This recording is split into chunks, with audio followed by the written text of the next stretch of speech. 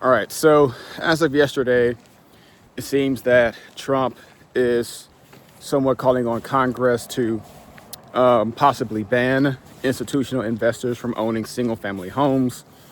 And I just want to talk about that a little bit today, especially just as I continue my own journey towards becoming a net worth millionaire investor and just learning more about markets in general and just some thoughts that I have on it. So, anyway, the post dropped yesterday on Truth Social where he was mentioning that he was looking at, banning institutional investors from owning single family homes. And as I was looking deeper into it, initially I could see why people would be super happy about this news, right? Because the fact of the matter is that one, homes are getting more expensive. Two, we're not building enough homes to keep the prices reasonable for most Americans, right? And because of this, the data is starting to bear out. Like, for example, the median homeowner is getting close to 40 years old. The prices of homes themselves have crossed $400,000. And also just the ratio between people's incomes and the prices of homes continues to grow larger, right? And so when you have an environment like this, the affordability of homes naturally becomes a pressing conversation, especially when most people just want to eventually own a home, right? That's part of the American dream. And so all of that makes sense, right? And so when it looks like supply, right, is perpetually a bottleneck, then I think naturally it makes sense to look at why that's the case. And, institutional owners, right, they do play a part in this issue. And if we look at just some of the numbers, for example, right, they actually do own a percentage of homes. But what's interesting, though, is that it's not this massive percentage per se. It turns out that roughly, at least as of now, they own about a couple percentage points of the total housing inventory, which roughly translates into, I think the last number I saw was like 500 or 600,000 homes. But, when you put that in the grand scheme of things, when you're talking about institutions that already are worth billions of dollars, right? Do they need to own these homes that could be given the opportunity to be purchased by, a lot of people? And now there's a lot of debate around that, and I don't want to focus just on that. So I'll just continue my thought on from there. But what interests me most about this is that this is probably the first time I've seen a big push to, really start making an impact in the real estate industry. And one thought that's kind of come to my mind is, let's say, for example, okay, if we do manage to ban these institutional investors from owning, right, all these single family homes, then where do they, for example, where do they start to invest their capital into instead?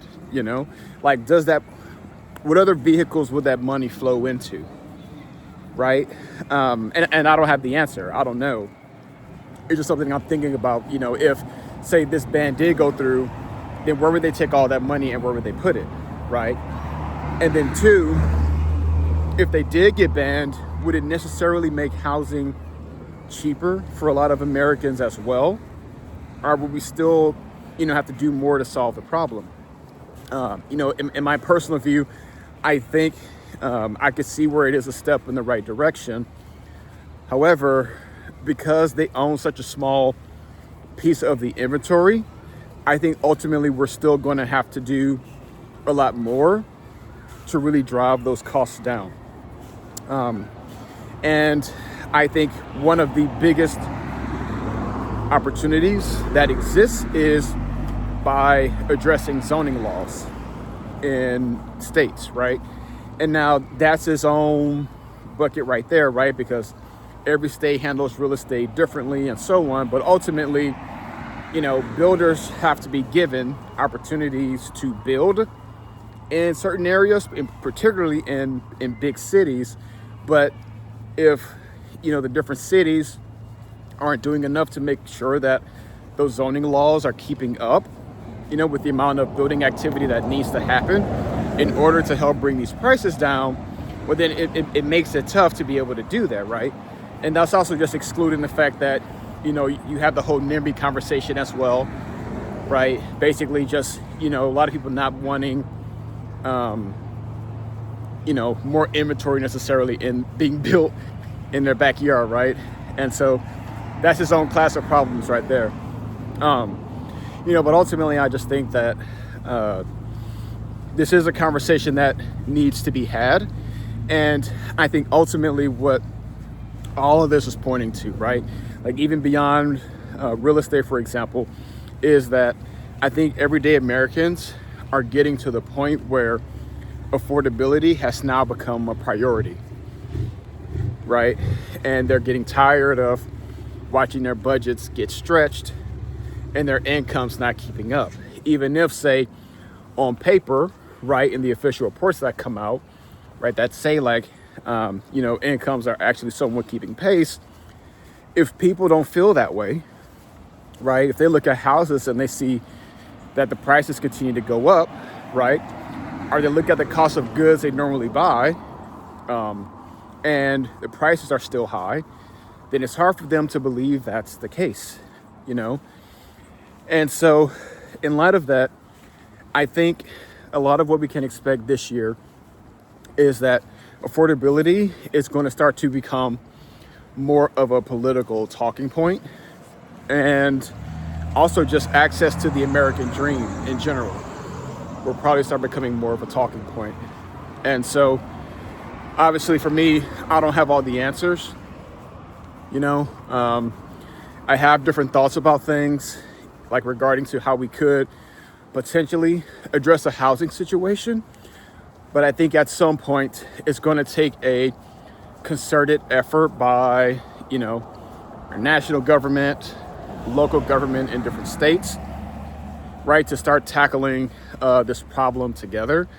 Because I personally think housing is like a national problem that should be, addressed nationally. And as for, institutional investors, I'm not a finance guy or anything like that.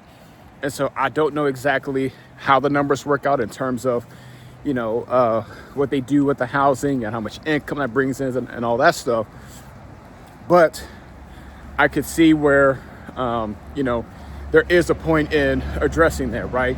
With like Blackrock and Blackstone, and also just learning that, for example, even though they don't own a high percentage of properties per se across the nation, they do in fact have higher concentrations of properties in certain cities that are, more so growing, right?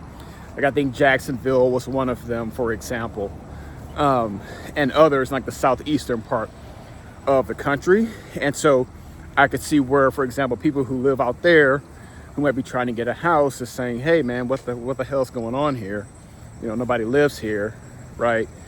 And so like, why is this house just sitting here? Or why is it being owned by somebody who doesn't live in the neighborhood?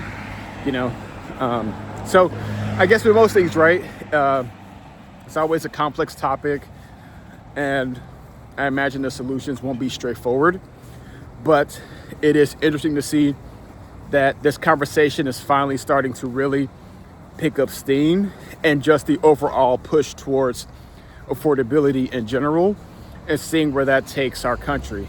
And so, yeah, that's my thoughts on, the institutional investors possibly getting, banned from owning real estate. But yeah, if you have thoughts, let me know what you think. If there's anything I potentially missed or any potential opportunities that could come out of this, I'd love to hear your thoughts. All right, peace.